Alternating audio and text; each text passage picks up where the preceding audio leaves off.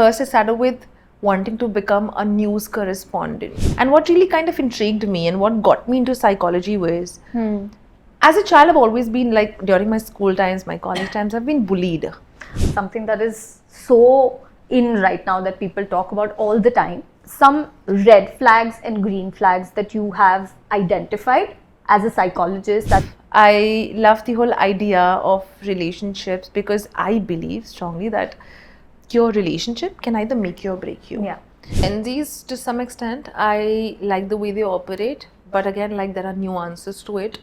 How do you know if a relationship is going to work, if a marriage is going to work or not? There's a difference between intention and attention. If you're high on the empathy levels, right, it simply makes you believe that it's like you're constantly stepping into someone else's shoes and throwing your shoes away. Do not expect relationships to be perfect. No relationship is ever perfect. Relationship needs work. I'm sure there are so many people out there who also have such people in their life. Narcissists, bullies, like. Unfortunately, you cannot fix narcissists. The only thing that you can do is set boundaries. Also, I think media plays a lot of a role today. Yeah.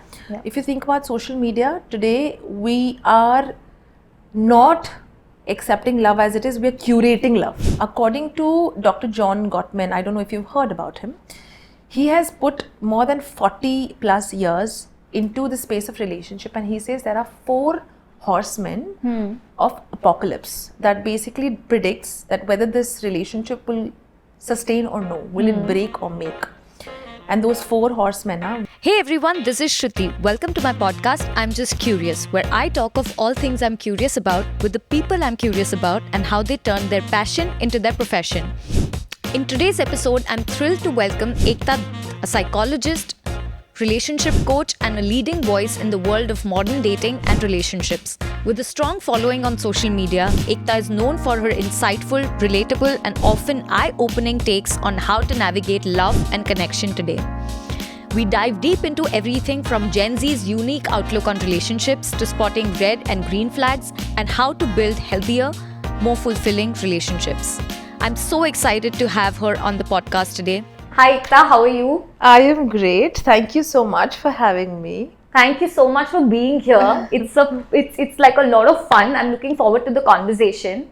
I was very surprised to know when you came here, you told me that you are also from Kutch, like you have your roots from Kutch. Yes. My father, so we basically belong to Kutch. Okay. But then born and brought up in Bombay. But then yes, you always have like a sweet connection. Spot, Kutch connection.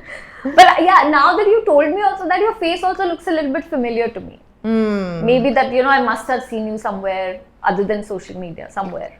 Could be, for sure. But during my childhood, because I don't remember. No. In this avatar only. But I think it's a rarity. I go to Kutch, but it's a rarity. It's sporadically that, once in 4 or 5 years that I visit. But otherwise, like there's always a sweet spot that you have, and there's always this, your heart your chest kind of swells with pride when you say, yeah, I'm a Kutchi person. Wow, yeah, that's great. I love that. It's a good feeling. Yeah, I love that we have that in common. Yeah, I love it too. Let's start from the beginning. Let's go back to the childhood self of Ekta, and I would love to know what that little girl used to dream about when she was young. Did she used to dream about becoming a psychologist ever, or what was that just happened, or what were her dreams when she was young? If I have to give you like a proper, like a track of things that I thought about, it's quite crazy because as a child I always there were a couple of things I wanted to do. One was, first I started with wanting to become a news correspondent, where I wanted to be on screen because I've always loved screen. Then I wanted to become an air hostess because I was like, I want to be an air hostess. I want to be an air crew. I want to be someone who, I always loved interacting with people. Although I wasn't that comfortable, I was an introvert, or maybe I was I had this sweet spot sweet spot between introversion and extroversion. We call it ambiverts. Yeah. I've always been that person, but then I wanted to become that. Then later, because I had a lot of my family members basically belong to the family, like the film background. They're working in Really? in Bollywood. So people would suggest me that why don't you get try? into try, Yeah. or maybe I used to get a lot of offers that way, like for Wow. modeling and stuff, because of my height and the way I would dress up. I'm sure you're still getting offers. Not just these two. But I think I'm loving my job now a lot Okay. more. But having said that, I then later, because I had a couple of family members who'd done psychology, and they would always tell me things about how people operate, okay, what psychology is all about. And I was this person who was always curious about knowing why people do what they do. And what really kind of intrigued me and what got me into psychology was, as a child, I've always been like, during my school times, my college times, I've been bullied. Oh. Okay. Because I was a shy person, and people would kind of somewhere bully me in a very sweet way, manipulate me in a very sweet way. During my college times also. So I was more like a scapegoat. So I realized that to some extent I wanted to understand why are people behaving like this. So I've also seen a lot of difficult people around me growing up. Difficult relations around me, complex relations around me. So I wanted to understand like why people do what they do. So that kind of got me into this whole curiosity, this inquisitiveness, understanding, into getting into this psychology phase. Also, I always love. I love the whole idea of relationships, because I believe strongly that your relationship can either make you or break you. Yeah. If you've had the opportunity to be with the right person, it can make you. But if you've had like a disastrous relationship, it can completely break you. Yeah. And it can change you in a way maybe you didn't expect. But of course, like you metamorphosize yourself, but again, not in a very healthy way. Yeah. You go through a lot of traumas and stuff. So Yeah. I've always loved this idea of relationships, how people can truly be when they're together, and they can help each other, but they can also become destructive. And that kind of got me into psychology. And the first year when I got into it, I was like, this is fun, because I'm understanding why are people behaving like this, why are they introverts, why are they into this whole space of traumas and manipulation, and why do they gaslight, or why do they behave in a certain way. It taught me about triggers, and I was like, you know what, I want to learn more about this. So that's why I just kind of got into it more and more and more. And then of course it's like a bottomless pit, in a good way though, but you like it. So it's like the onward journey. That's how I got into it. You said a lot of things with just like, so it's fine, no? Like, that happened and this happened, but these are like big words. Yes. And it's also something that when you ask a person about their earliest memories or their childhood self memories, and if these things are coming out that I used to wonder about this and I used to wonder about such deep topics, right? Then that is something, then this is actually truly your calling then. Yeah, because I've been an empathetic person always. And even today, when I look at someone who's not just physically, mentally, emotionally disabled or underprivileged, but to some extent I just become extremely empathetic. Like today, whenever I take sessions, I literally feel so much empathy for my clients, because I can feel what they're experiencing, and it's just so deep. And somewhere you have this urge to help them navigate through such complex situations. So although it seems quite inconsequential today, but I think if I look back, all those traumas or triggers and situations that I've been through, with the bullying and people labeling me and name calling me, led you to where you are. Yeah, to where am I right now. I think it only helped me, served me for my higher good. But if I think about it, back then it wasn't that inconsequential. Yeah. I remember like crying over it, especially during my college times. People would just make fun of me because I was not a very well-spoken person. I'd be in my own cocoon. So people are like, "Arey, ye to easy hai, isko tame karne ke liye." It's that. So I did have a few people like those in my college times, but I'm happy I'm over it. It only taught me, served me for my better, and I think that's how I look at it now. Yeah, that's great actually, and that's the way to look at it. Yeah. So there are so many people out there who've gone through bullying, who've gone through manipulation, narcissism, gaslighting, and they still do go through. But what do they make out of it? What do they learn out of it? So it tells a lot about you as a person, that where you were destined to be, you picked up on the right things, you learned, you didn't let it get in your way, and then you use them, and now you're like, yeah, okay, I can look back and not feel any bitterness about it. Yeah, like you still have this feeling, but again, it's about how do you heal yourself, how do you process those emotions, where you're like, you still have. And it's funny, like I'm talking about these couple of people during my college times. They still keep an eye on you, and then you're like, you know what? Fine, just. Really, you feel maybe. that even and now? I'm like, yeah, like they keep an eye on you. Yeah. That what is she doing? Yeah.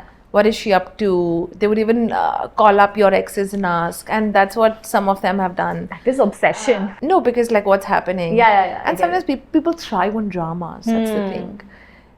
People thrive on dramas. They love dramas. They love because at the expense of somebody else. Not their own drama. 100%. Yeah. And I'm like, you know what? That's fine. I think if I am a good example for you, then so be it. Yeah.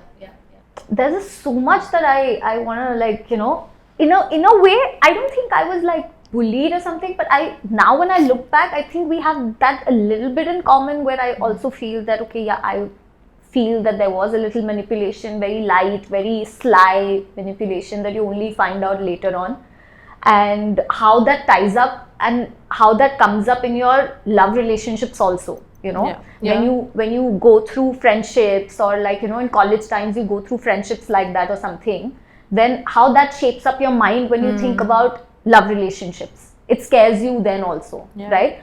So did you have any such instances where there was a point where how you looked at relationships completely transformed because of these experiences, or later on now when you look back you feel like, okay, this I can make sense of it now, that where it came from? I think it's a great question, because the way you've been treated, the way you've been, let's say, you've been,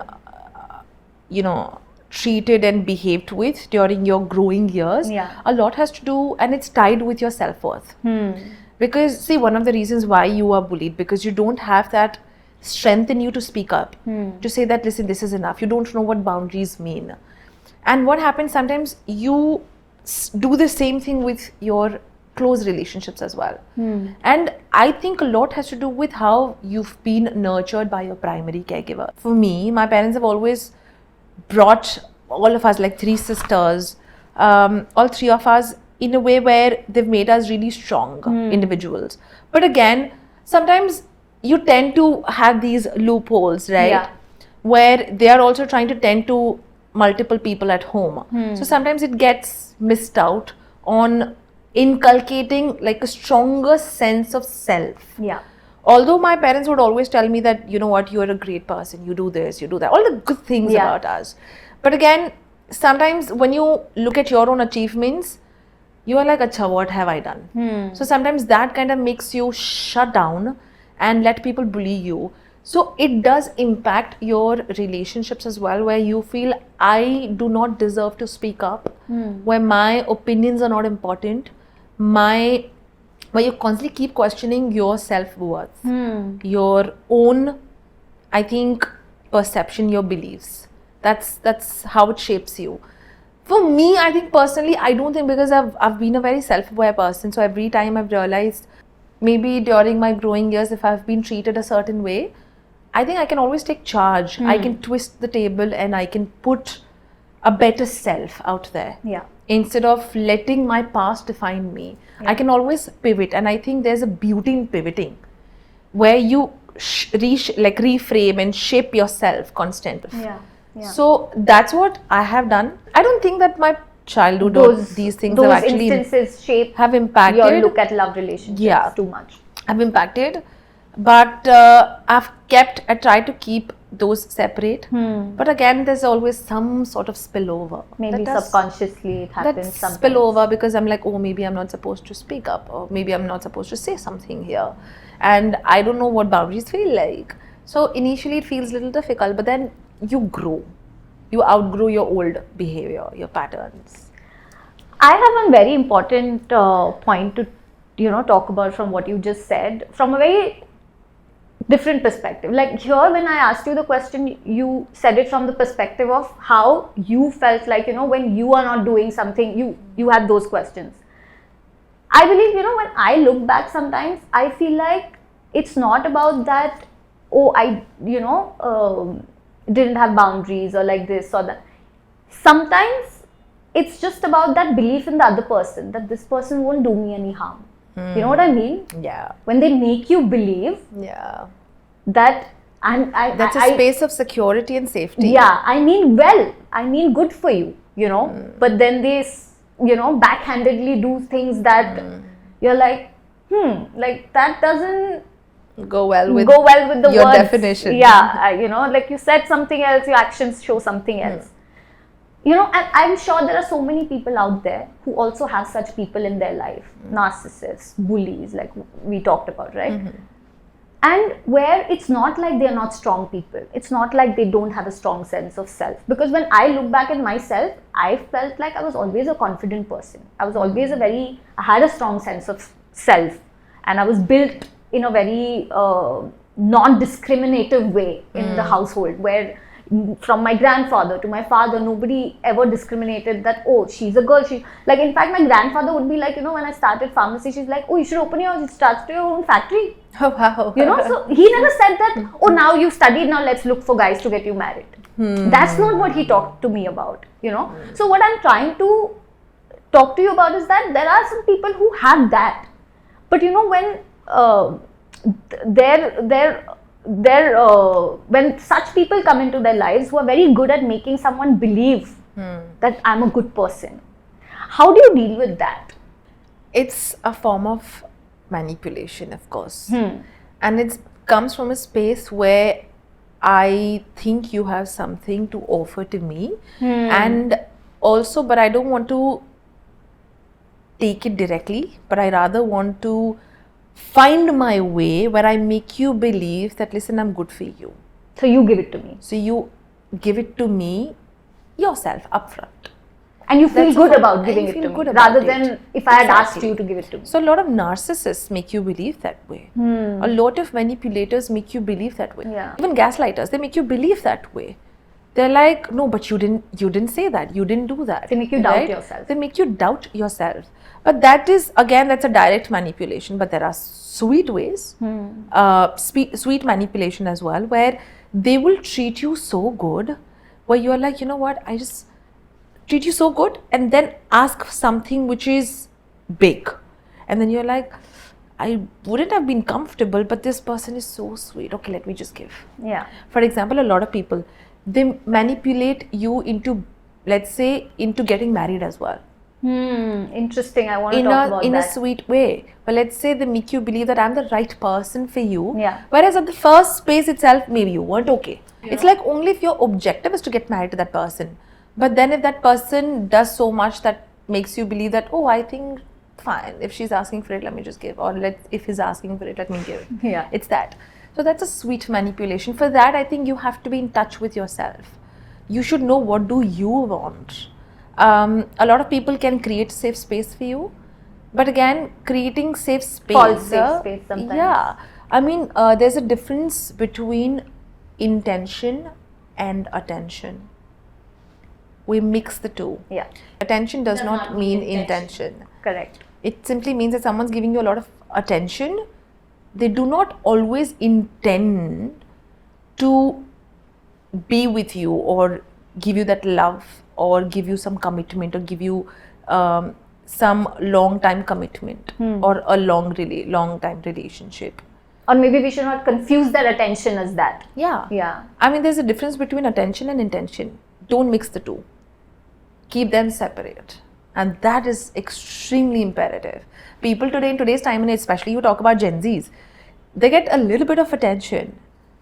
I wouldn't even I call think Gen millennials Zs. more. Gen Zs are very smart, I feel. They are, Gen but I Zs also can- feel, but I'll say, I will not even label anybody. Yeah, that's But fair. if you think about today, a lot of people, they mix attention with intention. When they get a little bit of attention, they feel that, wow, I mean, maybe this person likes me, or this person is looking to have a long-term relationship with me, or some commitment. But then somewhere you have to wait for consistency. You have to watch the actions. You have to see there's alignment between the action and the words, or whether there is alignment between the attention that's been given to you and whether they intend to do that or not. Yeah. So this is something you need to be extremely, you need to be aware of.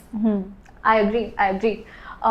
Also, empathy, right? You said that you are very empathetic as a person, and sometimes that also can be misused by people, and there are so many people who might identify themselves as empathetic person. Yeah. How do you suggest them to at least start creating boundaries if they haven't, to protect themselves from these manipulators, narcissists, or whatever? Or if they have boundaries, but to exercise it, and like not be like that, okay, like I'll not be selective basically, How do you suggest that people can do that? I think a lot has to do with your own internal void. Let's say if you feel that someone else is filling my void, I will overdo for that person, right? Which means that you will blur the boundaries yourself. So I think the first thing is to know what your boundaries are, what's allowed, what isn't allowed. What exactly is boundaries? Boundaries just doesn't mean that, oh, this is allowed and this isn't allowed. Boundaries also mean that, listen, if you do something that breaches my level of acceptance or something, my level of, my boundaries, then these are the repercussions you have to face. Or let's say if you speak with me in this tone or this tonality or in this way, if you use verbal abuses or abusives, I will walk away. Boundary simply means that there is a repercussion that the other person has to know. Otherwise, you will not be able to implement those boundaries. Or maybe, don't you think, sometimes I feel like more than the other person knowing, it's like you have to be constantly so aware of it all the time that you're like, it's a switch. Like this was said and now the guard is on. So that's what happens. That takes us to empathy. So there's something called, if you're high on the empathy levels, right? It simply makes you believe that it's like you're constantly stepping into someone else's shoes and throwing your shoes away, where you belittle your own emotions. Now let's say a lot has to do with your childhood. As a child, you've always been told, keep others first. Take care of others. Others matter to you. Keep everyone happy. Keep everyone happy. Do things that others ask you to do. If you've always been taught and nurtured in this way, then when you grow up, you'll always put others first and you will not know what boundaries really mean. And that's when it blurs the line between what is allowed, what isn't allowed, which is why there comes a moment where you experience empathy burnout, where you've just given so much, but you're like, you know what, I'm done. And that empathy burnout can come in a very different way. Either you get agitated, you get frustrated, there's emotional withdrawal. You also become resentful towards the other person as well as towards yourself. Because you're like, how can I not speak up for myself? I have had clients, Shruti, where people have truly had difficult times setting boundaries and then there's this time when they've become so resentful towards themselves. They're like, how can I not do it? How can I betray my own self? And this can truly make you go through empathy burnout, where you are exhausted giving people, which is why you have to understand what your needs are. And it's absolutely okay to speak up for your needs. And if your needs are not met, you're supposed to speak up and ask the person that, listen, I appreciate you doing these things, or some of the things that don't chime with me, but I would really like it if you do these things. There's a way how you put forth your boundaries or put forth your needs. There's a way to it. Yeah. So once you learn this art of speaking your boundaries well in a more defined and constructive way, I don't think anything can break that kind of relationship, unless the other person is like a cuckoo and just cares about himself or herself. And but mostly narcissists are a little yeah, you know. I wouldn't call them a cuckoo, but then if you think about narcissists, what's the underlying cause? That they have extreme low levels of self-esteem and self-worth, and they want to cover up that low levels of self-esteem and self-worth by having this whole grandiosity that they showcase, by putting themselves on pedestal, because they're like, maybe this is how I can cover up for the lack. Yeah. Right? So it's not that they are born with that grandiosity. Yeah. It's just that they're trying to cover up for the low self-esteem, for the low self-worth. That insecurity. That that they don't feel safe in this space, and because they want to give themselves that safety, that sense of security, they'll be like, this is me. And also an inferiority complex, would you say? 100%. All of these things do add on to some degree and some extent, and which is why a lot of people, if you think about, they think that the only way to deal with narcissists is basically give them a lot of love. But you end up, and there are people, and if you think about narcissists, they end up choosing partners who have this victimhood mentality, who are submissive in nature. Because they feel that I know I can I can have my agency or my autonomy over her, right? That she will not say anything or he'll not say anything. So this is how it just happens on such a subconscious level, that you end up choosing somebody, but the other person who's high on empathy, they'll be like, oh, I can fix him, or I can fix her, or the more love I give him, he'll be able to understand me, where am I coming from. But unfortunately, you cannot fix narcissists. The only thing that you can do is set boundaries. Unless they start taking therapy, they start working on themselves, and the only way to deal with it is by saying that, listen, I am important, but you are also important. Your opinions are also important. And it takes a lot of time. If someone's like a chronic narcissist, it's very difficult. The only thing you can do is, sometimes the best thing, and it's the most unconventional way, the best thing that you can do is not try to fix this. Just don't give a reaction. Not reaction, that's you being in a don't freeze engage mode. Basically. Not reaction. Not engage, but also set boundaries. If let's say you are in a relationship with a narcissist, you think that, oh, let me be in a freeze mode, like let me not react, not respond, nothing. I didn't mean it that way. I meant because I read it also somewhere, that the biggest way to get your power back from a narcissist is to stop engaging. 100%. They thrive and they feed off of you and your emotions, sad or happy. They will feed on both. But that also means that a lot of times, let's say if the other person is submissive in nature, they do not engage, they just listen, okay fine, he's nagging, she's nagging, okay fine, whatever. Or he's just in this whole narcissistic space, let me just not engage. Yeah. If let's say that's the case, then you not engaging will not heal.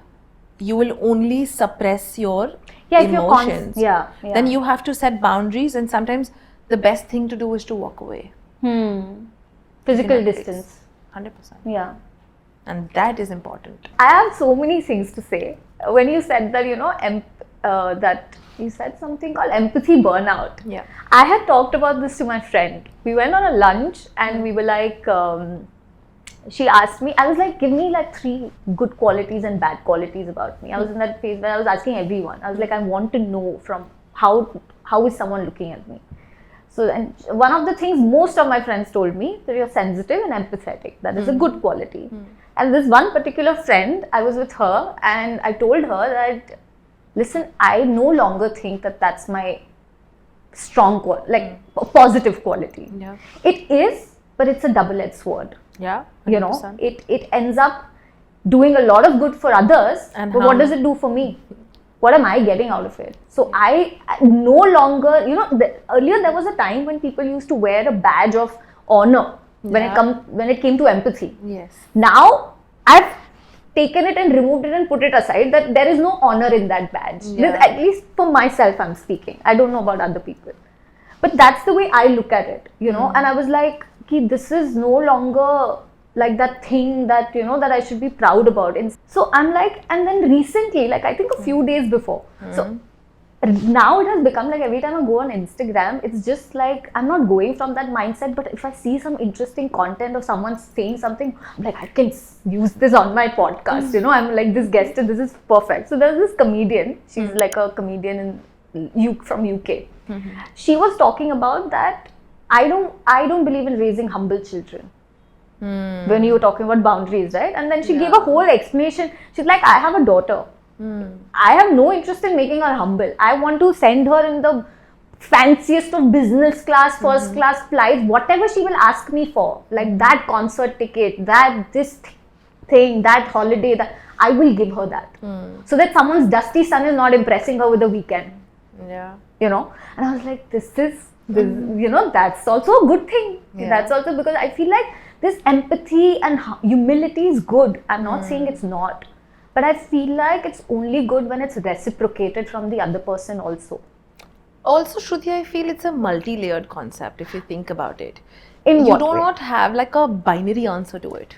It's multi-layered. If you think about it, raising someone with everything that you can give them and not raising like humble kids. I agree. Again, it's like a double-edged sword. Yeah. If you think about it, Completely. if you're teaching the person that you will get what you want, but you also have to, you know, what happens then they are in their own shell. But the world is really different. Let's say the mother is now away, okay, or let's say she's no more. Then this person is completely left down in the dumps, not knowing that, oh, how do I deal with the real world? And also, or the I real don't world think struggles. Sorry to interrupt you. Also, I don't think the mother knows the context of where she's coming from. I don't think the child who everything is given to knows the context of why it's given. 100%. Also, you know what happens? Sometimes you're also trying to project your own past onto your kids because you're like, I did not get anything what I wanted, and now I'm just gonna give everything to my child because as a child I never got things that I wanted. My parents behaved like this, blah blah blah blah, and then I'm going to do exact opposite of it because now there's this part of you, like there's a part of your brain that takes it as a part of a revenge. Right? You become extremely revengeful where you want to give everything that you've never got. There's a sweet spot where you can give your child but also make the child humble, where the child learns that I'll get everything and my parents love me when they give me all of these things, but I also have to do my own work. Where let's say if there's someone who's not privileged. Now let's say think about a scenario. Now this person ends up meeting someone, this girl, the daughter ends up meeting someone who's really good, a healthy relationship. But this person doesn't have this mindset or has been brought up in a mindset where he doesn't believe in giving luxuries or everything. There's going to be a conflict. Then you know what happens? You try to judge the world on the basis of material stuff or materialistic things. You forget that values are also important. If you have shared values, if your emotional connectivity is good, if you're compatible on many different levels, if you both not just I think your levels but your interests also match, you could. So people tend to forget that there are many loopholes, there are nuances to things. You can't have like it's a multi-layered concept. So empathy, yes, to some extent it is important, but also at the same time the best thing to understand how much empathy to give the other person is, if anything that makes me bend over backwards or anything that makes me burn myself to keep the other person warm, don't do it. Interesting. That's the measurement you're supposed to use in order to, give the regulate. to regulate your empathy giving or anything that you would want to. We talked about Gen Zs, right? So let's come back to Gen Zs, and let's talk about attachment styles and a lot more in detail, as well as, since this is the generation that's going to be moving forward, our future and everything, how are they picking up relationships and what is happening there? Have you dealt with any Gen Z client who's come to you with a problem that you are like, this is bizarre? So talk to me about that. I think Gen Zs, to some extent, I like the way they operate, but again, like, there are nuances to it. It's a multi-dimensional situation, or the generation, because they know what they want, but also sometimes you can become extremely picky and choosy with what's happening. Sometimes you look at things from a very superficial level. So I wouldn't really blame them as such. But today, I think with these relationship labels and things, I think things have become very tricky, to be honest. They are like a self-aware generation compared to us, who would just bury everything under the carpet. As millennials, we would just put everything under the carpet, not knowing what's happening. Not deal with anything. Be mostly in a flight and fight state, or maybe just, just don't react, don't respond, things will get better. Right. I mean, we don't understand that with life, you need to sometimes be proactive. And that's what I see in Gen Zs. Although there are many loopholes, but again, I feel that they know what they're doing, but also sometimes they are not that aware. So it's like they're floating in somewhere in the middle. Yeah, it's like वो तुक्के से सही कर रहे हैं, like that, something like that. Not always, but they are also quite aware. I do deal with a lot of Gen Z clients. Really? And they face a lot of, I think today we're facing a lot of existential identity crisis. More than that, it's the situation called paradox of choice, where you have choices, too many choices, and that's kind of putting you into this whole state where you don't know now what to do. And also because now the DMs are always open, so you always feel that I have something called optionality. And today people are mixing options with opportunities. But they're like, genuine opportunities, genuine opportunities. Where they're like, oh, there are so many options available, which means I have the opportunity to try everybody. That doesn't work. And what happens is, you tend to feel that relationships are like a one-shot situation. It's like, oh, laga to laga, nahi laga to kuch nahi. It's that. Oh. But relationships, if you think about it, it's a lot of work. It's a lot of work. Every single day you wake up, it's like you wake up, you brush your teeth, you take shower. Relationships, similarly, you have to do things, you have to do the work. I think it's absolute bullcrap when people say that, oh, relationship should be effortless. No, you have to put the effort. It's like, these days there's this something that's taking, doing rounds on the internet, that high maintenance things that I do to remain low maintenance. What are some of the examples of that?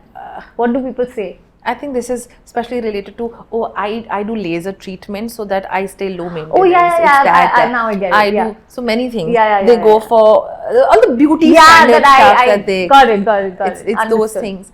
Relationships require a lot of efforts. Require a lot of... It's like a muscle. You have to exercise every day. Every single day.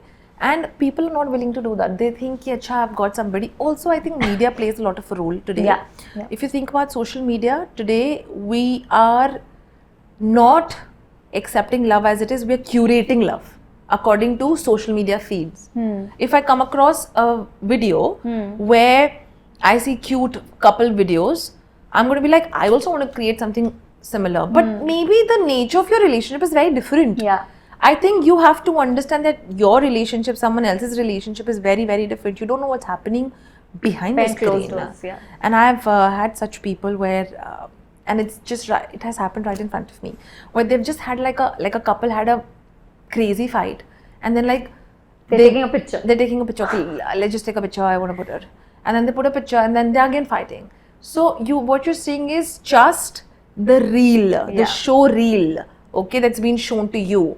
You don't see the real picture behind what's happening. And we end up comparing ourselves and like the nature of our relationship. And that's what I see with a lot of choices, optionality. being looked at as opportunities to pick and choose. But we tend to forget that even if I have someone, I have to understand where this person is coming from. I have to step into this person's shoes. I have to understand that relationship is work. But you should also know there's a sweet spot, knowing that don't do too much work that you don't understand what your authenticity is. Yeah. And a lot of people... Don't make it a mission of your life. Like, you know, that it's not a project. Correct. Also, a lot of people, they mistake emotional abuse in a way where, let's say, if they feel that there's no physical abuse in my relationship, and they'll overlook that and overlook the emotional abuse in the relationship. Yeah. They feel the lack of physical abuse does not mean that you stay in that relationship. A lot of people actually. Yeah. A lot of people. A lot of them. Yeah. And there are many ways that people emotionally abuse. Yeah. Like dismissing your emotions, making fun of you, many other things. Yeah.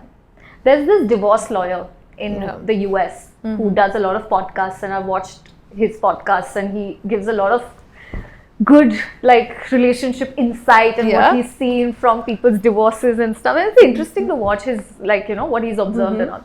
He said that how do you know if a relationship is going to work, if a marriage is going to work or not? You know, you've seen so many divorce cases. How can you differentiate between two couples and tell me that this couple's marriage is going to last and this couple's marriage is not going to last? He said a very simple thing that I think you also just said. He said that if there is no contempt, you know, like if there is no contempt in the eyes even, like say for example, like if there is a situation that's given, or if there is a, you know, question asked to both of them in the same room, and say if one of them just rolls their eyes, or, you know, in a very that way, you know, then he's like, that is a sign that that marriage is not going to last. If you have a, you know, contempt towards your partner, towards like small things. He said it's not about the big things. Big things will never ruin. He also, like, recently I saw his reel, and he said that a couple had a $25 million estate and they had to separate it. They had to sign a settlement deal, and it didn't end up getting into a settlement deal, you know, for what? For a $45 oven, microwave toaster or something. And he's like, that's how petty people get, and that's how they get stung up. So he's like, it's not about the small things. It's not about the big things. But it's not also about the petty things. But I'll tell you, it's also about how do you want your needs to be met, to be honest, okay? It's also about understanding each other. What really matters is, like you said, it's not always about big things in life, okay? It's not about big things in relationship. Oh, I want my partner to take me to this a world tour, or get me like a fancy restaurant, like a Michelin star date kind of thing. It's always about the little things. It's like, let's say, I'll give you a couple of examples. When you and your partner basically sitting and having a meal, something, or let's say you were just giving them something to eat. Do they ask you that did you have it or no? Little things, or maybe feeding you first. It could be those little things as well. It could be as small as asking how your day was. And let's say if you asked your partner how the day was, but they end up dismissing. It could be as small as when you're saying something and your partner is just busy with his or her phone, where they're just looking around. They do not pay attention to what you're saying. It's always these little things, and sometimes they add up so much. Today, if you think about a lot of women, they get frustrated because men don't help in different things. Let's say they eat food and they just keep their plates there. Sometimes it's just add on of those, you know, those little things, and then one fine day they end up blasting or having this resentment towards the person that I'm doing so much. There's no love, compassion, no kindness towards me. And then their problem, I think, is also they're expecting, they're not even communicating about it. It's sometimes like being extreme, like feeling entitled. This having that sense of entitlement can also ruin. While you spoke about this lawyer, you know, according to Dr. John Gottman, I don't know if you've heard about him, he has put more than 40 plus years into the space of relationship, and he says there are 4 horsemen of apocalypse that basically predicts that whether this relationship will sustain or no, will it break or make. And those 4 horsemen are, one, you know, criticism. if relationship has a lot of criticism, right, where you are labeling the person, putting them down, if you're constantly giving, see, there's a difference between criticism and constructive feedback, criticism, right? But if you're constantly criticizing a person for who they are, for their character, that. Second is contempt, where there's dismissal in the entire picture, where they dismiss your feelings, your emotions, your needs. It's that. The third is stonewalling. Stonewalling simply means where you don't talk to each other. Whenever there is some Silent sort of treatment, silent treatment, where you withdraw yourself, right, emotionally, where you don't engage emotionally. You're like, and this is what happens with a lot of marriages also. Right. But after a time, you just start stonewalling that, forget it, this person won't understand. Let me just withdraw myself emotionally. And then the fourth one is defensiveness, where the person fails to take accountability of their own actions, of their doing, of their words, of their things that they've done. Yeah. Right? It could be as small as that, oh, you did not hear me out. Yeah.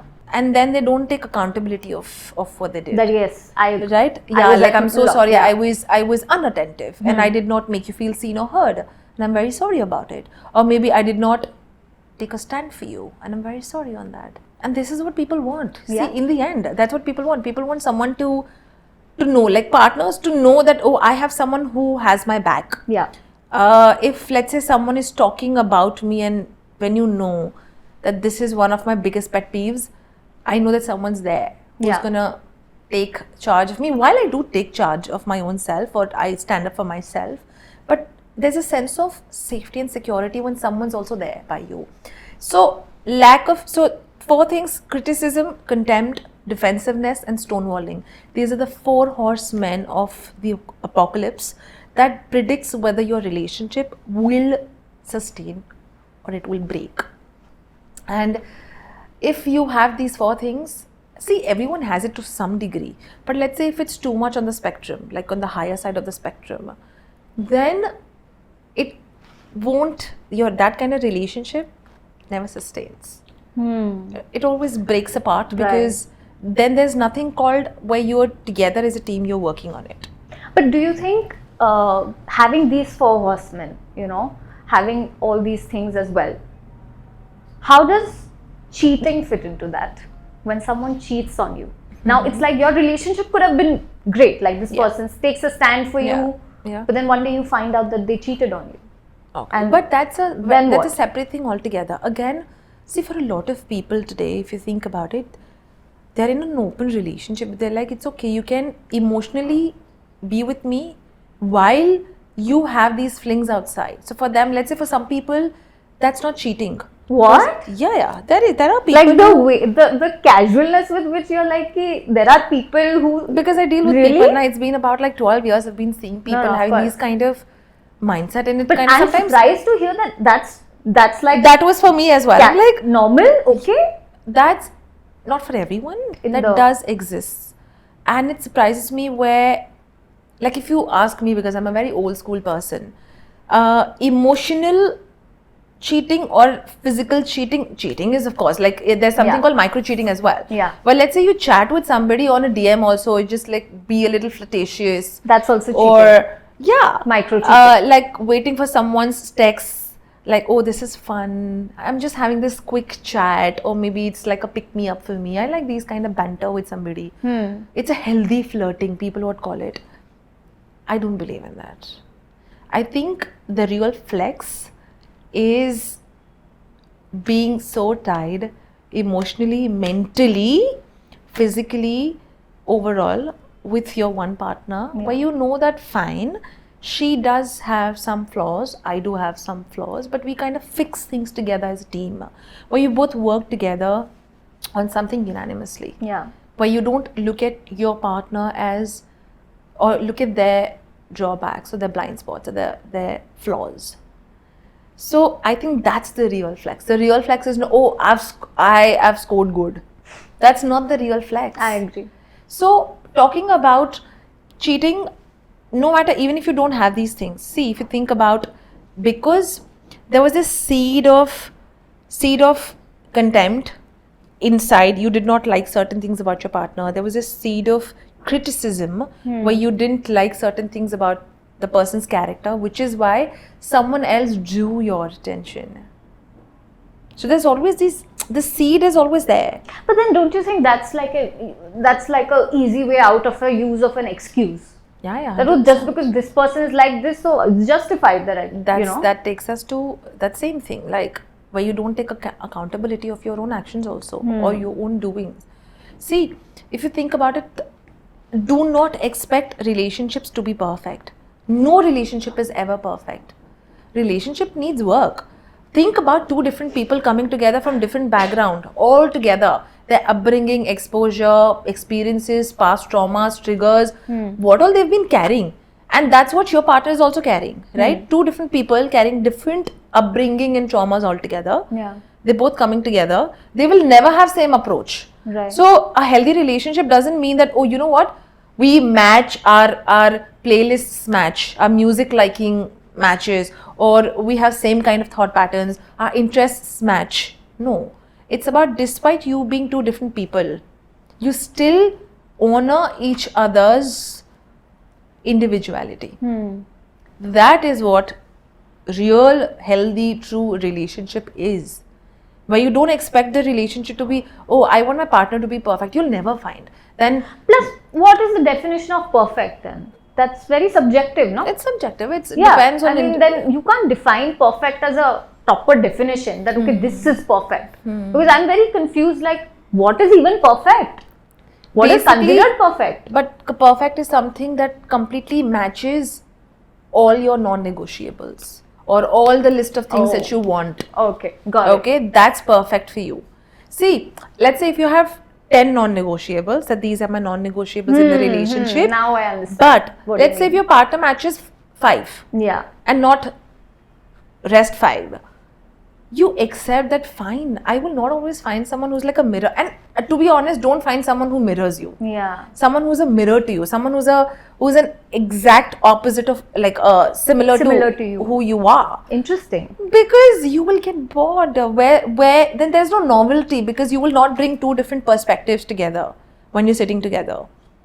There's always be that, oh, even I think the same.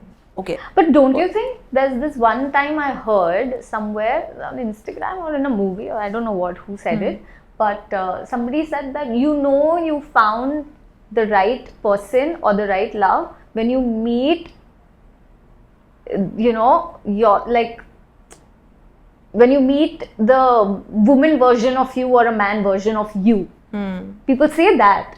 So, I mean, you are saying completely that that's not good. But that's a very different thing. It's like then you talk about the attributes. Let's say your attributes are not, personalities are always different, attributes are different, characteristics are different. Let's say I can be empathetic and like sports, but my partner can be empathetic and not like sports. So you understand, it's always the attributes that you want to match. That if, let's say, I believe in gods and my partner doesn't believe in gods. So it's a belief system, right? You will be fine that, okay, fine, maybe my partner doesn't believe. Right. And that's fine. I don't always have to enforce my beliefs onto somebody. It's that. So when you talk about finding someone who's like the version of you, like a part of you, I think more than that, you should find someone who's more like an extension of you. Where you know that you are somebody, or you have, these are your attributes, your characteristics, but you also have someone who's like a nice to have. It's a good extension of you. Yeah. Rather than someone who's like, oh, she's like similar to how I am. No, then there's going to be boredom after a while. Yeah. Initially it's fun because you're like, oh wow, you know what? Our Netflix lists also matches. We like same kind of movies and same kind of music and same kind of concerts and same kind of, I think, habits and hobbies and interests. But in the end, you would also want some differences, some novelty to it. That, you know what, like she likes, and that's how, you learn that, oh, maybe let's say my partner likes sports or adventure. I don't like it. I'm a very, like a comforting, like homebody type. I like, like a homebody type. So I also don't like too much of sports or adventure kind of thing. But wait, there's no harm in trying and testing this. You see? Right. That's how you try and twist and work things around. and not just stick to who you are. This is like, take me or off you go. Yeah. Doesn't work. Since we talked about everything, now let's talk about something that is so in right now that people talk about all the time, but how to get it right, you know. Some red flags and green flags that you have identified as a psychologist, as a relationship coach, that you feel like everyone should look out for when choosing a relationship.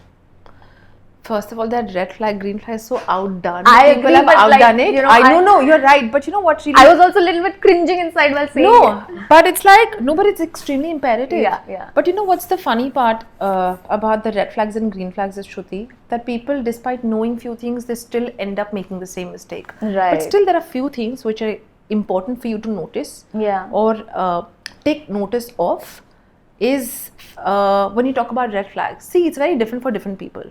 Let's say, if someone whose love language, or maybe for someone their green flag is humor, banter, and they like really making, you know, fun of each other, pulling each other's legs. Yeah.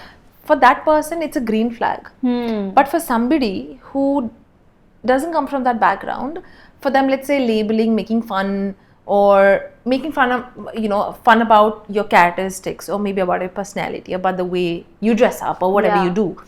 If for them it's not something that's comforting or comfortable, then Even if it it's can a be harmless comment here and there. Yeah, exactly. Then it could be like a red flag for somebody. So it completely depends what your first love language is, right? Or what's some of the primary language in which you understand love, care, feel seen and heard, right? And which is why red flags, green flags, they're extremely personal. It depends on individual to individual. For example, we spoke about open relationship. For some people, it's a green flag that, oh, you know what, my partner understands that we need novelty in relationship, and which is why it's okay to have open relationship, multiple partners, or it's okay to have this polyamorous mindset when it comes to relationship. But for some people, it's not. For them, you know, monogamous, it's a non-negotiable. Yeah, for some people it's a deal breaker. For some people it's a non-negotiable. It's important to have a monogamous relationship. But otherwise, there are some of the basic fundamentals when it comes to red flags. Is of course being dismissive in nature, criticism all the time, not really understanding what your needs are. Very important, very important. If they don't understand what your needs are, emotional needs are, or your mental needs are, or your physical needs are, but still they just care about themselves, and it's like, okay, whatever, take me or off you go, that kind of mindset. Or they usually do not value your opinions, right? They always put themselves up on pedestal where they really care about themselves. They don't care about the partner. It could be those little things. These are red flags where they also having an autonomy over you. That's a red flag. Where you do not let someone have their own autonomy, or have that freedom of living, or freedom of life, or freedom of speech, like or you freedom make of their decisions basically for them. Or someone else is making decisions for you, or asking the other person to be a certain way, okay, or dumbing down their lifestyle. That's a red flag. Green flag could be, and it's pretty simple, like it's consistency in communication, making you feel seen, heard, valued, acknowledged, taking care of your little needs, understanding you, working together as a team.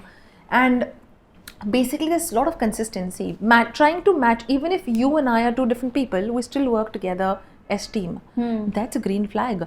It's like knowing that no matter what happens, we have to work together towards one simple cause or a goal, that relationship is a work. Let's do it. Green flag is when, despite the tough times, you both choose each other. And it's not just one person choosing the other, it's about both of them. That's fine. Maybe it's a bit tumultuous right now, it's turbulent right now, but still we'll sail through this.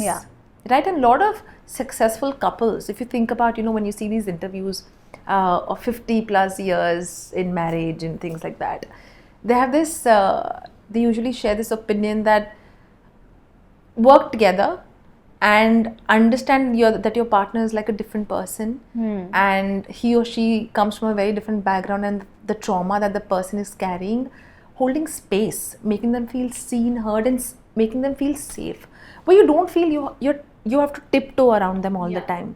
That's the red flag, where you always feel that if I share something with this person might either dismiss it or withdraw from the conversation. And the other thing, having this competitive nature, that I have to outdo my partner. My partner is just being successful. It's time for me to, like, kick up my backside and go on and do something about it. And this competitive, it's jealousy, right? And if you feel that you have to really, you have to really think before sharing some good news with your partner, that, about my promotion, or I've got this project, or I've got this work, or if you have to really think through before, or maybe you have to make a plan, when can I tell him, when is the right time to do so, that's a red flag.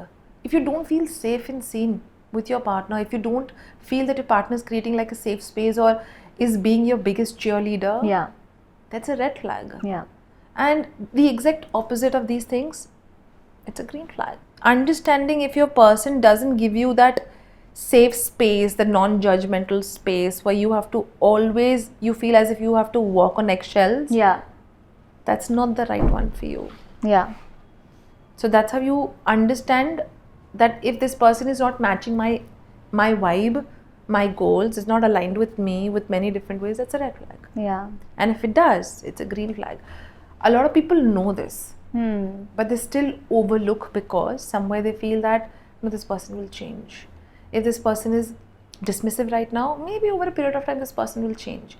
No, you cannot date a potential, like someone who's like, you can't date a fantasy.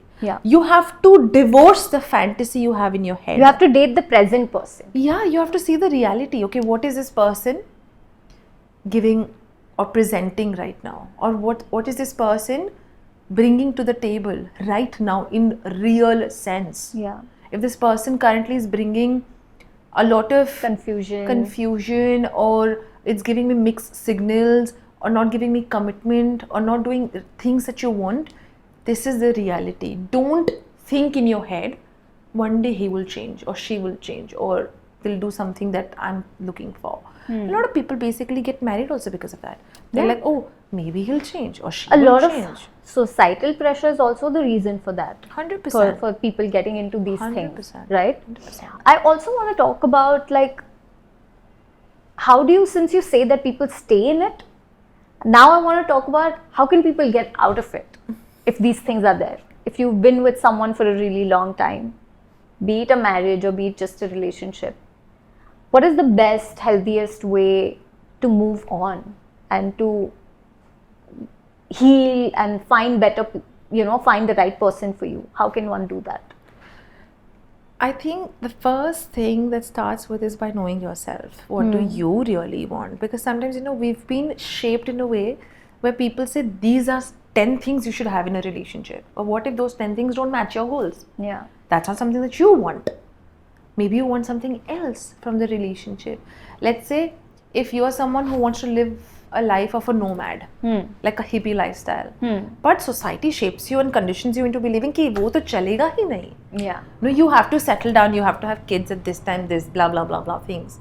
No, maybe if it doesn't chime with you, just be unabashedly yourself and just speak your truth. It's that. And for that you have to truly work on yourself. How do you do that? Is by sitting with yourself, making a list of things that really works for you, chimes with you. That these are the things, these are my non-negotiables. These are the things that I want. And I will not shy away from asking. And a lot of people stay in the relationship also because there's a sunk cost fallacy, right? That plays a role. Where you feel that if I have invested X number of years or months in a relationship, then let me just carry on because things might change over a period of time. So you are basically making decisions on the basis of the years that's been invested, and you forget that you have a long life ahead. So think about every time, like if you want to move out of a relationship, ask yourself, do I want to make a decision on the basis of 4 years for the rest 40 years of my life? Right. Can I let my 4 years define my 40 years? If you understand how deep this is, Yeah. you will blow your mind by doing things that you never thought. You will do Yeah. unconventional things. True. You're like, no, this is not what I want. Because then you'll realize, I never wanted this. And somewhere you will realize that, how can I let, and I see this during my therapy sessions where people are like, oh, but I've been with him for like 13 years and 10 years and 12 years or 8 years or 2 years for that matter. As simple as, oh, I've been with him for like 6 months, but I can't do that. How can you let those 6 months define your next 60 years, 40 years? Take it like on an average. True. Even if you're living, let's say about 70. 70. Yeah. And let's say you are 30 right now. Even then it's 40. You still have 40 years ahead of you. Can you let that define? And 40 good years. Yeah, 100%. So sometimes what happens is we tend to overlook the short-term pain. But sometimes you have to have that short-term pain in order to get that long-term gain. Right. So for that short-term gain, we forget the long-term pain. Think about that. So you have to be... You become numb to it. Yeah, you become numb, you also become resentful. Yeah. Again, that's something you haven't seen. So Yeah. you don't know what you might do. Very interesting thing I had recently also seen about the same thing, that the longer you stay on the wrong path, Yeah.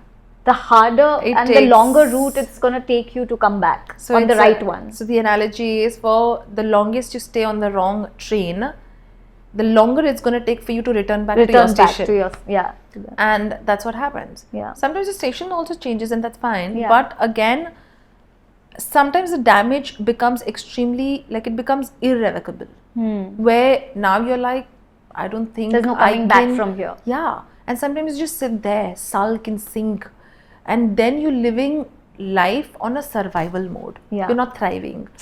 And there are many things that can happen.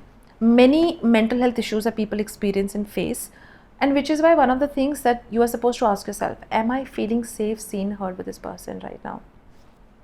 Am I really seeing or am I, differentiating between the reality and the potential? Am I dating the potential?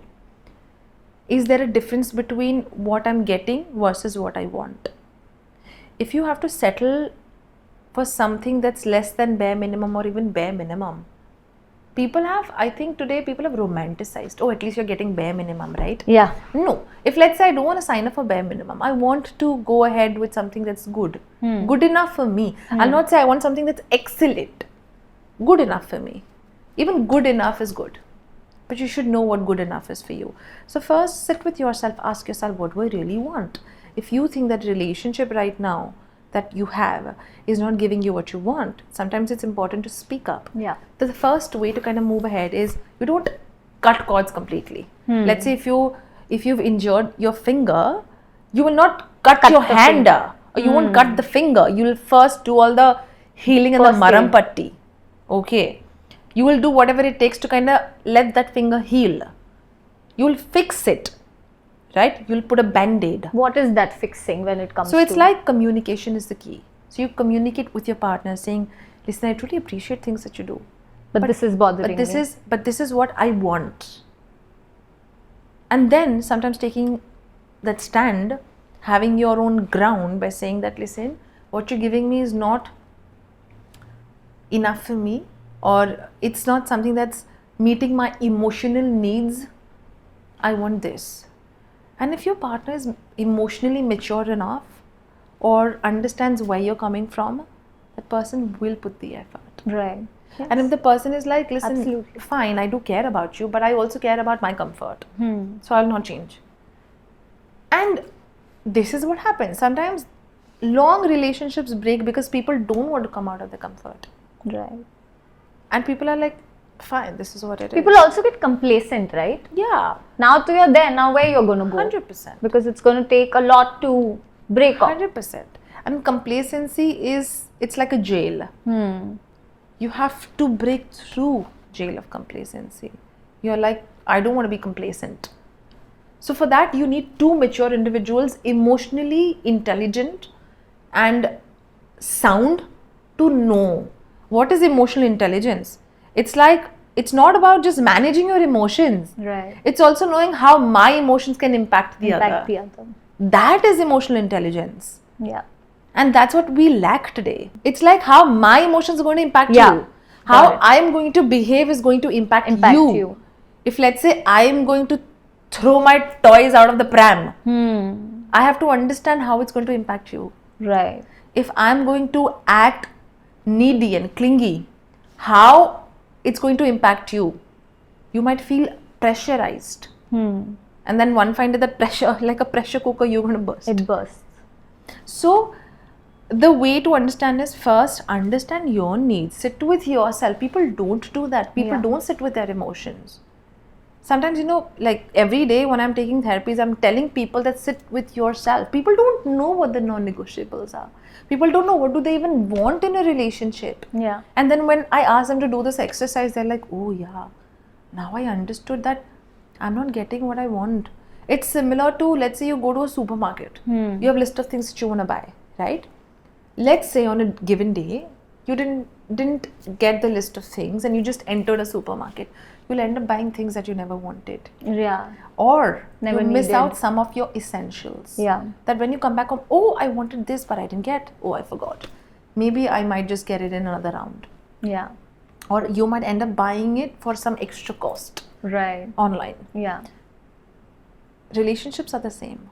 When you enter the relationship without knowing what do you want, You'll take what you get. yes, you will get what's been served to you. Unless the other person knows that, you know what, maybe she wants this. There you go. Yeah. It's like, because they value you, they value this relationship, and together they want to work as a team. So sit with yourself, ask yourself, what do I want? Speak up. Communication is the key. People don't do that. Sometimes people shy away from hard conversations, but I've understood one thing, that conflicts and hard conversations can actually bring you closer. Of course. It can help you become better individuals in the end. Definitely. So don't shy away from it. Have that hard conversation. You never know. Robert Greene often says, you will not get if you won't ask. Ask and you shall Ask receive. for it. Yeah. Ask for it. You never know. You never know. Your job is to ask. A lot of people have these irrational beliefs that nahi milega, mujhe pata hai. Like, I know this person will not do it. Ask. Yeah. What's the harm? Like I asked you. So, yeah. Like I was like, maybe she won't do it. But I was like, let me ask. What if she does? Again, like I was not even thinking, what if she does? But I was like, let me ask is what I thought. And then you know what happens? It's you might get lucky where if you ask, you will understand the real way to things. Whether either it will make your relationship better, or you will understand that this person will never understand and never give what I want. That's when you are at the crossroads, right? It will teach you a lot, that should I move ahead or should I just take a back seat. Right. Makes sense. So that's very do powerful. that. That's very powerful. So do that.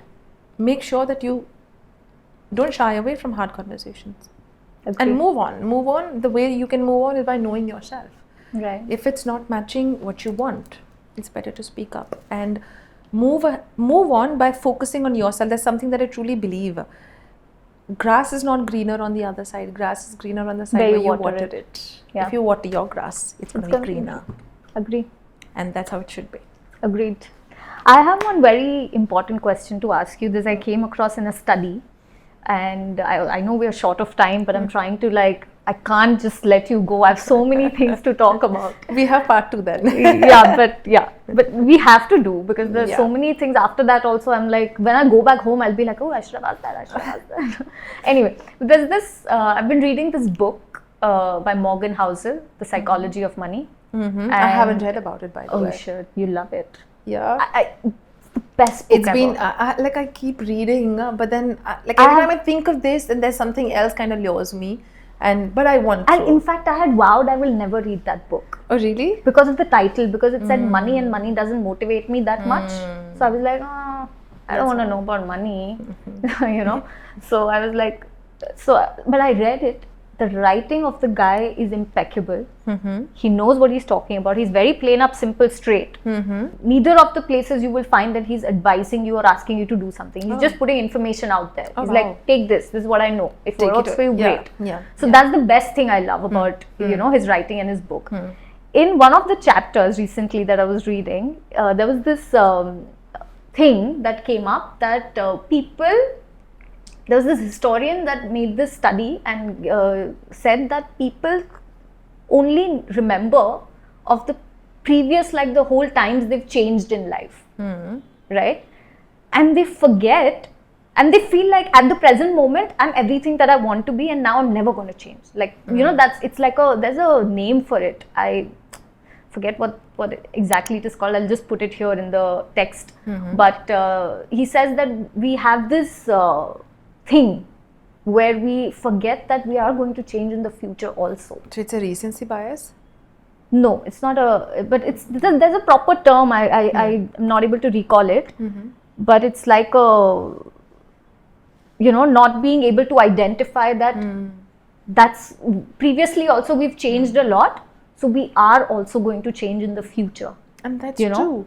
And based on that, I want to mix the two studies that I recently came across. There's one other experiment also that I came across.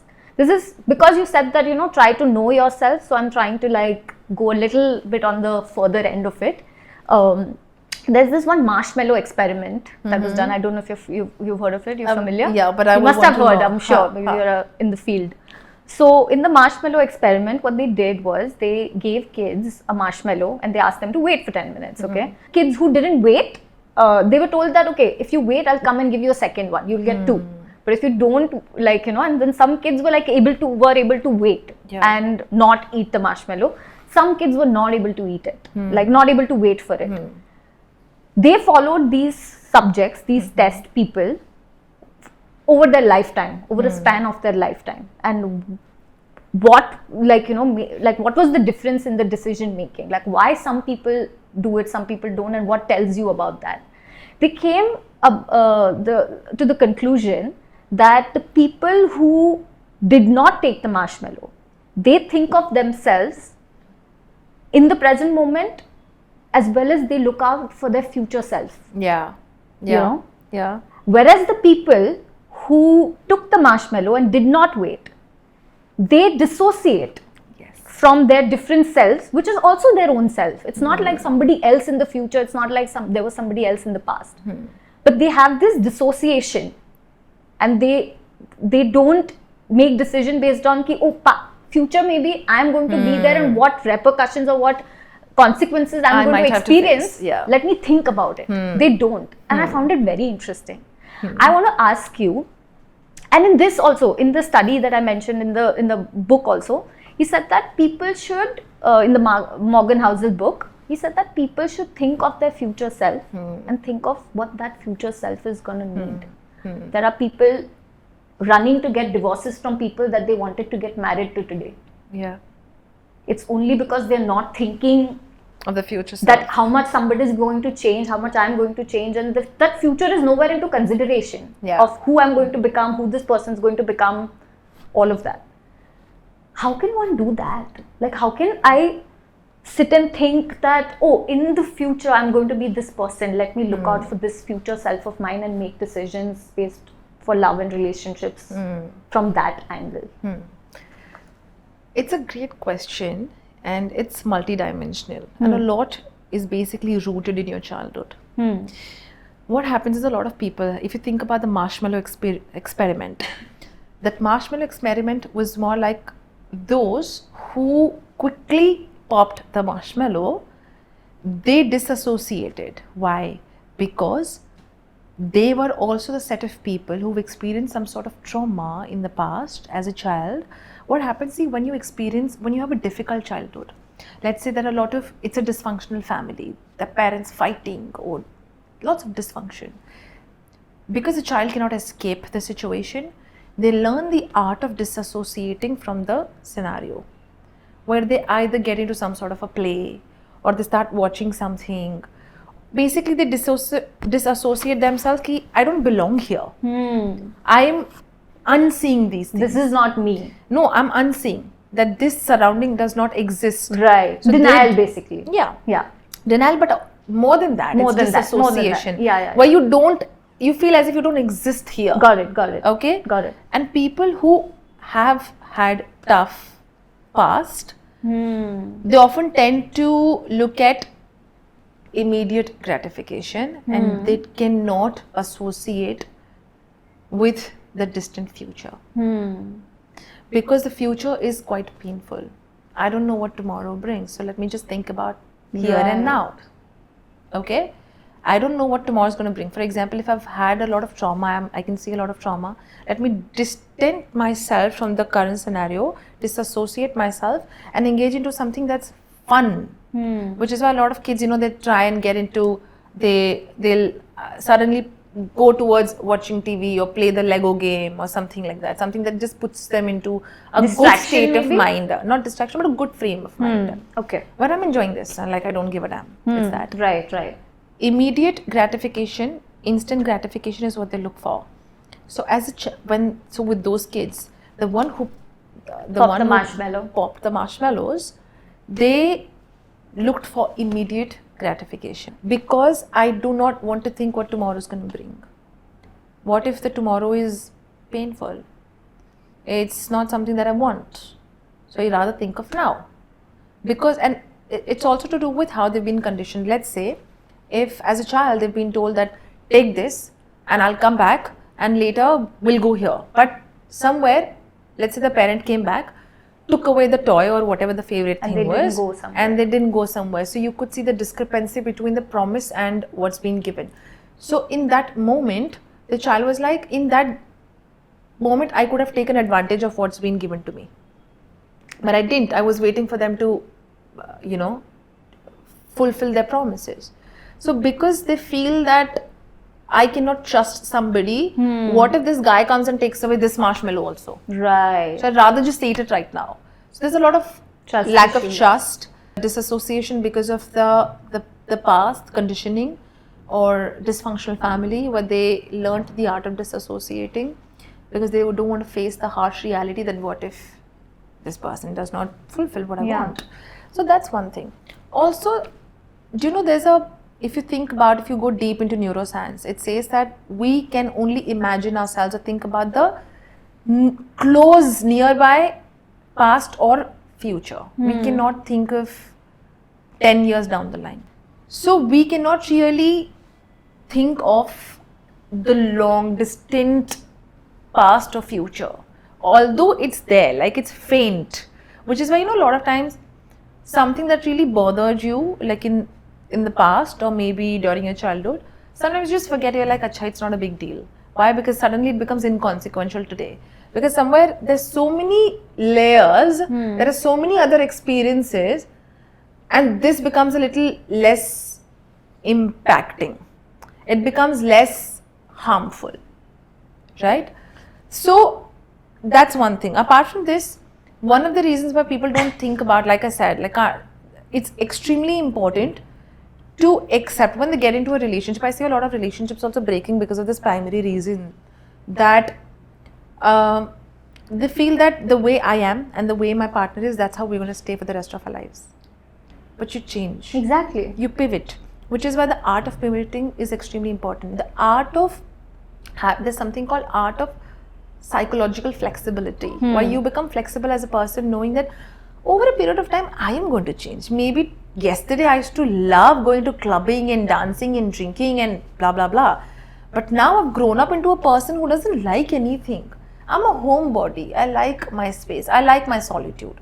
Earlier, maybe let's say I used to love meeting people, catching up with them, going for social events. Now I think I recharge myself in solitude. So I don't like social interaction a lot more, or not as much as I would like my solitude. We all change, and when you have this understanding that today, let's say my partner is like in a certain way, or maybe is particular about something, come tomorrow he might not be. I have to learn to adapt. So it's about, but how do you predict? You can adapt for sure. It's just about building the muscle of agility, where you become agile as a person and learning the art of adaptability, which is why you need to get into the art of radical acceptance. You know, a lot of people, they don't accept for who they are, they don't accept what they become, and that by extension puts a pressure on the other person that you can't change. Then they end up not Projecting. accepting who you are and what you will become. Yeah. Because I do not, and a lot has to do with you. Yeah. If I don't accept who I am, I will not accept who you are. And which is why you will, it's often said that you will love others as much as You love yourself. as deeply as you love yourself. Yeah. If you love yourself enough, you will love the other person as well. You will hold space. If let's say you're critical to your own self, you're going to be critical to the world. Yeah. Where if you're constantly going to have this issue of trust with yourself, that I can't trust myself, you will have issues with the outer world. True. So the way you're just an extent, like your world is just an extension of you. It's basically your mirror. Yeah. Right? It's just going to show you who you are. If you lack self-love, it's going to be very difficult for you to accept and radically love someone unconditionally. But when you know who you are, and which is why it's important, the only art that you need is become adaptable as a person, that I'm going to change, this person's going to change. May or may not be aligned, but again, we both will work together. That is important. It's like having that collective consciousness to work Right. on it. That's it. Are there any ways where you can predict that if I'm this right now, I will be this? It depends. There's So- no way like So that. the only way you can predict is what you do today, because what you do today will shape your tomorrow. Like, what will I value tomorrow? Yes. See, values are usually intact. Okay, values don't change as much because those are the foundations of your life. Right. If I value, let's say, if I value independence, if I value today, I'm going to value tomorrow as well. If I value loyalty, I'm going to value tomorrow as well. If I value autonomy, I'm going to value that tomorrow as well. You think that can't change, that you can value different You can things? change depending upon how malleable you are as a person. Let's say Or maybe situationally now you feel Situations. like influence and how you've been shaped. right. Let's say if you have a partner who says that it's okay to not be loyal, it's okay to not be loyal.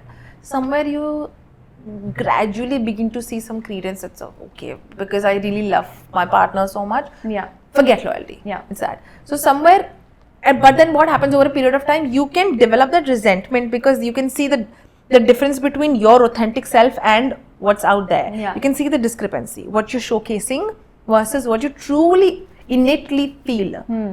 So no matter how hard you try, your values are more like your fundamentals, your Got it. foundation. Got it. They will always stay.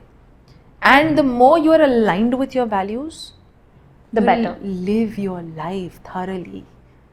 You will not be like, I'm leading on someone else's terms. Yeah. So stay aligned with your values and do what matters to you. Yeah. Then there's no harm.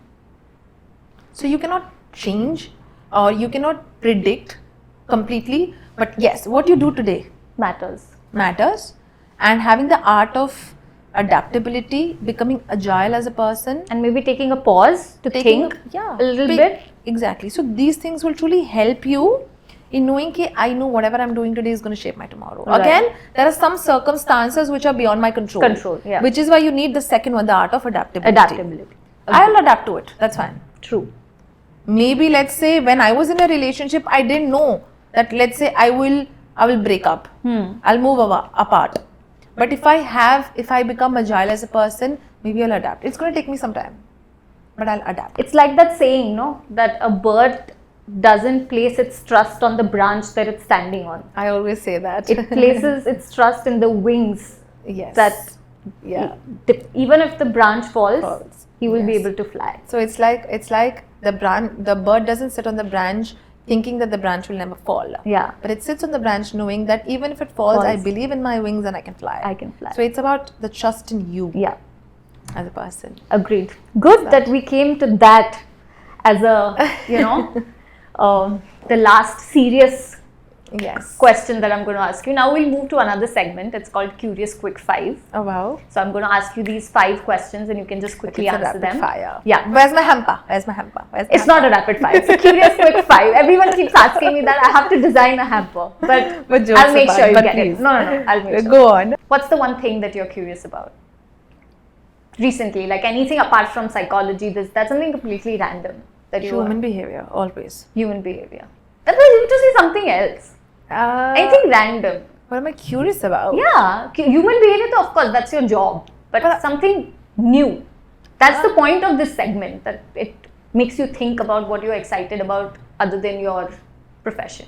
I think it's very difficult to answer. What am I curious about? I think relationships. Okay. What's the one person that you're curious about, living or dead? It could be anyone. One person I'm curious about? Actually, there are many, though. But I think if you ask me, then I think it's Sadhguru. Okay. It's very much in that same vibe only, yaar. Like what? I thought I was like hoping that you will give some completely different answer. I was waiting because I was like, you're a psychologist. You must have so many people to think about. And there are, and sometimes which is why there's something called paradox of choices, because when you have too many choices, you don't know which one to pick. That also So we it's have very to talk difficult. about one particular thing. Study Yeah. also I had seen on that. Lot of studies I see online. I mean, there are so many people. But people from my fraternity, I think, I'm usually curious about how do they do, what did they do, about their businesses, about their work, about their approach. I'm always You're curious a about. workaholic. I love work. Yeah.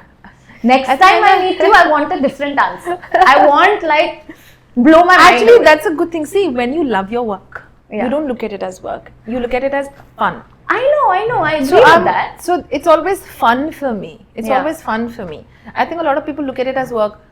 For me, it's fun.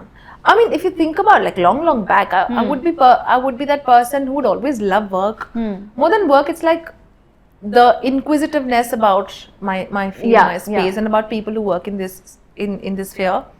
But I was always curious about many other things, like good food, things like that. I'm still, but still, it's that's different. the first thing that comes to your mind. I think if you still ask me, like in the current space, what I'm curious about, trying different recipes in my air fryer. See now that is an answer that I was looking for. Something completely random and not like like different. Trying that I will keep that. You can keep that also. That also is this also. I like this one more. So I think I'm more curious about trying different recipes in my air fryer. Love that. Would love to have one of the recipes please, that you try. Yes, please. Yes, please. What's the one place you're curious to travel to? Prague. Oh, okay. Paris. Any reason? There are many. I love Europe. Paris, they should go. No, I'd love to. I'd love to. That's one thing on my mind. But Don't open that door in front of me. Anyway. What's the one book or author you're curious about? Curious about? I don't know if I'm messing up with his pronunciation, but it's Alan de Botton, the guy who is a School of Life guy. I'm quite curious about how he thinks, how he approaches. Very interesting guy. Interesting also because if you come from the same field, from the same atmosphere, work, you are always like, I'm curious as in I'm crazy, and if given an opportunity, how can someone think if given an opportunity, I'd love to have like a long chat, even if I have to just be like a fly on the wall. I'll do that. Wow. In a room where he's there, I can be the fly on the wall. That's fine. What's the one technology that you're curious about? Currently, air fryer. I love this air fryer thing. Okay, now there's one interesting round which I've added in this season. Because I'm not a technology person, I hate it. Oh. So it's the last thing that I would want to think about. Like, especially I'm very difficult. It's difficult for me to explore like phone settings and things and laptop and all that. I'm like, listen, just let me have somebody who can take care of these things. Don't ask me. This technology stuff, I can't take it. Yeah. It's that. Yeah. So bad. I bought a new phone yesterday. I'm upset about that. Anyway. So I was saying that now we have a very interesting segment which is called Curiosity Reversed. Okay. So since I started this podcast, okay. Every time I've interviewed a guest, they've also been very curious and wanted to ask me questions. So this is the round where you get to ask me one question. Any one question that you want to ask me. Okay. There's no, if you don't want to ask, there's no compulsion. I'd love to.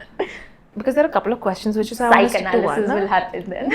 Anyway. No, but okay. Because you're curious, apart from you being curious about other people, what is it that you're curious otherwise? Like that's something on the top of your list.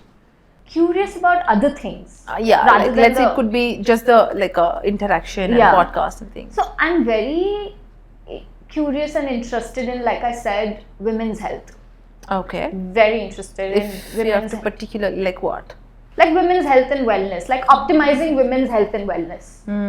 You know, hormone optimization, HRT, hormone replacement therapy, and basically working on the cognitive, like optimizing the cognitive function of women. Oh wow! Tell me more about it. So as we, grow older, because of our hormones, like our cognitive function declines, because you must have also experienced during some time of the month also. Yeah. Your cognitive function declines. Yeah.